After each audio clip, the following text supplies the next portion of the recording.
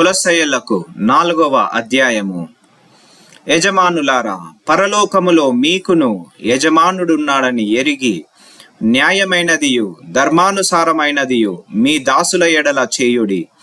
ప్రార్థనయందు నిలకడగా ఉండి కృతజ్ఞత గలవారై దానియందు మెలకువగా ఉండుడి. మరియు నేను బంధకములలో ఉంచబడుటకు కారణమైన క్రీస్తు మర్మమును గూర్చి నేను బోధింపవలసిన విధముగానే ఆ మర్మమును వెల్లడిపరచునకు వాక్యము చెప్పుటకు అనుకూలమైన సమయము దేవుడు దయచేయవలెనని మా కొరకు ప్రార్థించుడి. సమయము పోనీయక సద్వినియోగము చేసుకొనుచు సంగమునకు వెలుపటి వారి ఎడల జ్ఞానము కలిగి నడుచుకొనుడి. ప్రతి మనుష్యునికి ఎలాగు ప్రత్యుత్తరం ఇయ్యవలెనో అది మీరు తెలుసుకొనుటకై మీ సంభాషణ ఉప్పు వేసినట్టు ఎల్లప్పుడూ రుచిగలదిగాను కృపా సహితముగాను ఉండనీయుడి. ప్రియ సహోదరుడను ప్రభువునందు నమ్మకమైన పరిచారకుడును నా తోడి సేవకుడనైన తుకీకు నన్ను గూర్చిన సంగతులన్నీ మీకు తెలియజేయును. మీరు మా స్థితి తెలుసుకొనున్నట్లును మీ హృదయములను అతడు ఆదరించున్నట్లును అతనితో కూడా నమ్మకమైన ప్రియ సహోదరుడైన ఒనేసీమును మీ యొద్దకు పంపుచున్నాను. ఇతడు మీ యొద్ద నుండి వచ్చిన వాడే. వీరిక్కడి సంగతులన్నీ మీకు తెలియజేతురు. నాతో కూడా చెరలో ఉన్న అరిస్తార్కును బర్నబాకు సమీప జ్ఞాతి అయిన మార్కు మీకు వందనములు చెప్పుచున్నారు. ఈ మార్కును గూర్చి మీరు ఆజ్ఞలు పొందితిరి. ఇతడు మీ యొద్దకు వచ్చిన ఎడల ఇతన్ని చేర్చుకొనుడి. మరియు యూస్తు అను యేసు కూడా మీకు వందనములు చెప్పుచున్నాడు.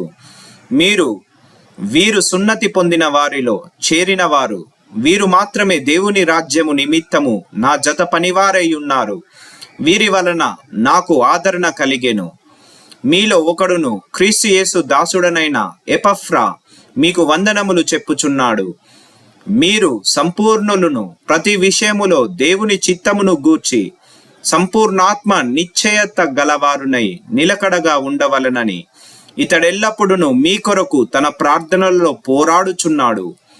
ఇతడు మీ కొరకును లవోదికయు వారి కొరకును హియోరా పోలి వారి కొరకును బహు ప్రయాసపడుచున్నాడని ఇతనిని గూర్చి సాక్ష్యమిచ్చుచున్నాను. లూకా అను ప్రియుడైన వైద్యుడును దేమాయు మీకు వందనములు చెప్పుచున్నాడు. లవోదికయ్యలో ఉన్న సహోదరులకును నుంఫాకును వారి ఇంట ఉన్న సంగమునకును వందనములు చెప్పుడి.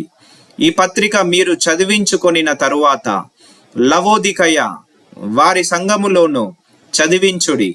లవోదికయు వ్రాసి పంపిన పత్రికను మీరును చదివించుకొనుడి.